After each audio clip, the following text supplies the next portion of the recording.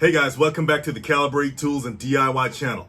As much as we like to do our DIY projects and home improvement projects, there's some simple things that we may be overlooking when it comes to preparing our material and fitting them up properly. And that gets down to cutting. We're going to talk about some cutting mistakes that a lot of us make, not even thinking, and that can end up with a bad project. So stick around and I'll show you what I'm talking about right after this.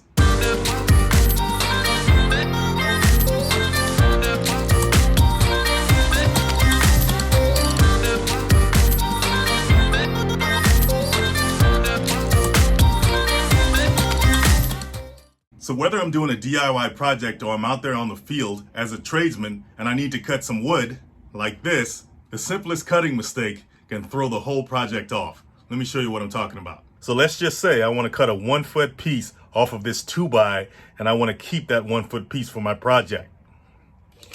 I'm going to mark it at a foot right here.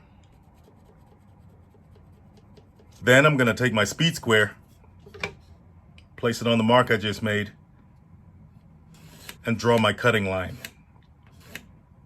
And if I really want to be accurate, I'll place my pencil on the 1 foot mark, like that, and then slide my speed square over to my pencil, and then draw my cutting line. Now that's exactly 1 foot.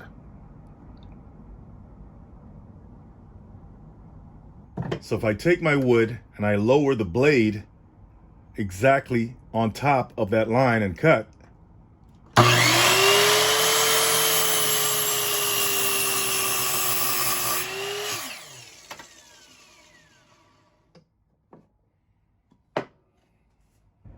that isn't exactly a foot anymore, is it? It's a little less than a foot. It's about a 1/16 of an inch less. All right, guys, so the reason that is because the blade itself, the miter saw blade, is about a 1/16 of an inch wide at the tooth. Now the teeth on the blade are actually wider than the actual blade itself, right? This is the blade body and these are the teeth. They are actually wider than the actual body of the blade. And that's a factor you got to take into consideration when it comes to another common cutting mistake we'll get to in a minute.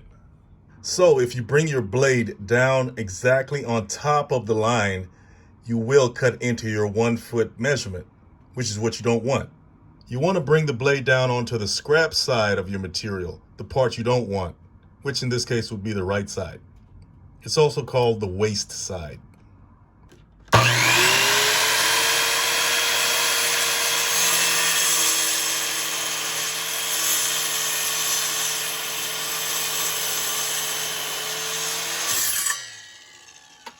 The technical name for how wide this slit is in your wood is called the kerf, K-E-R-F. So we see that the kerf is on the scrap side of the wood. That's this side in this example that we don't want. It should always be on the side that you don't want, the scrap side. If you're not paying attention and you're building a house or building some project or structure and the kerf is being cut into the assigned measurement, then you can end up with a lopsided house or a lopsided project.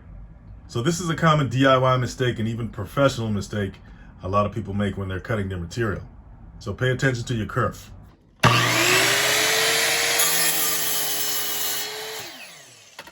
Now another tip you want to take into account is that sometimes when you're cutting on the miter saw, it may leave splinters on the edges of your wood. On a narrow piece of wood like this, keeping the show side face up or towards you, as in the case right here, that's the best way to cut narrow pieces of wood. The splintering will occur on the back side of the wood or the bottom side of the wood. For example, if I cut it this way. So when you place your material on the miter saw, when you're getting ready to cut, the show side, the side you want people to see, should always be facing you or facing up when you're cutting narrow pieces of wood. But if you're going to use a sliding saw to cut wider material like this baseboard, for example, you want to make sure that the show side, this side, where you definitely don't want splintering to occur, you want to make sure that the show side is face down. Then you have to pull your sliding saw forward, start your saw, and then push into the material.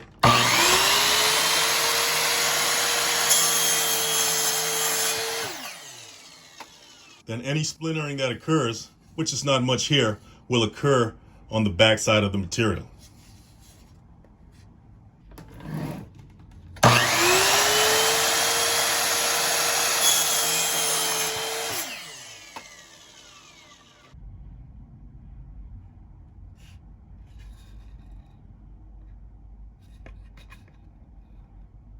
So another common mistake that produces the splintering that we just saw is lowering the blade too rapidly or too fast into the material.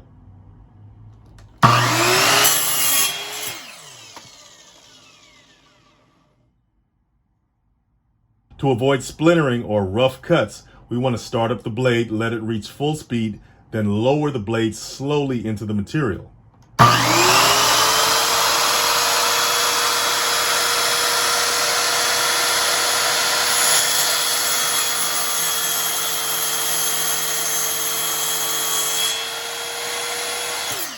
Fast, slower.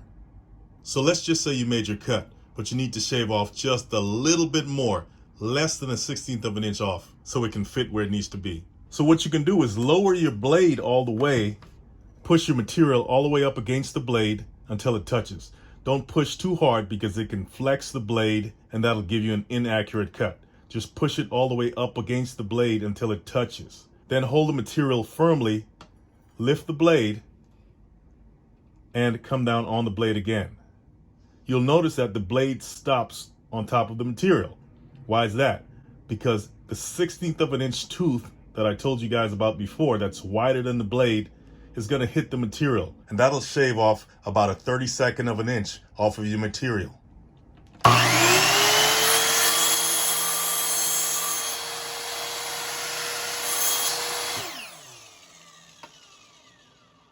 Hardly noticeable, but it's off. Another common mistake that results in inaccurate cutting is instability of the material on the miter saw platform or any other cutting device that you may use. When I'm cutting on a miter saw, for example, I need one hand to stabilize the material on one side, and then I need the other hand to lower the blade. But this side of the material isn't stabilized at all, and it can shift or move at the slightest budge or nudge, even from the blade itself. That's why you have a clamp right here on the side. So you can take this clamp and fasten it down on the material so that it's secure.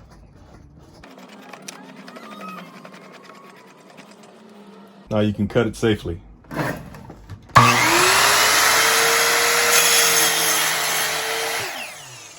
Okay, so those are some of the common mistakes made when cutting on a miter saw in this case, but you could make them if you're cutting with a circular saw, jigsaw, cut-off wheel, angle grinder.